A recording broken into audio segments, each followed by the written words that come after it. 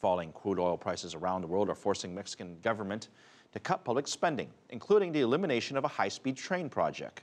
Franc Contreras reports from Mexico City.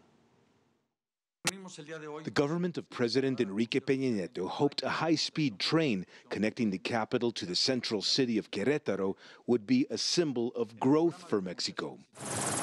Now the Mexican government says its decision to drop the project is based on falling world oil prices, which have slowed down growth in Latin America's second-largest economy. 1/3 of Mexico's federal budget comes from sales of crude oil. So when prices fall, it means less money for government spending. This year, it also means less growth. Mexico's central bank on Wednesday lowered its GDP growth projection for 2015. Instead of achieving 3 to 4% of GDP growth, the central bank now projects that Mexico will only grow between 2.5 and 3.5% this year. Mexico is seeking ways to cushion its economy from the effects of falling oil prices.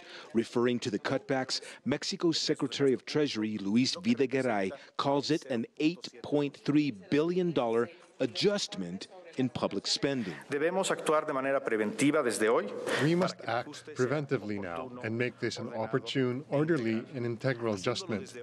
Doing this will give financial markets certainty by showing that we are being responsible and stabilizing the economy to protect it against more volatility.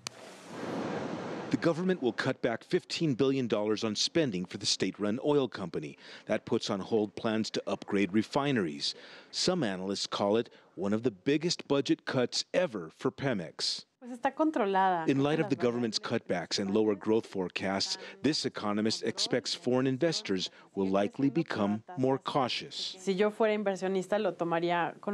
I was an investor, I would be a little more reserved, more than anything because Mexico has a history of making wrong decisions in terms of public policy.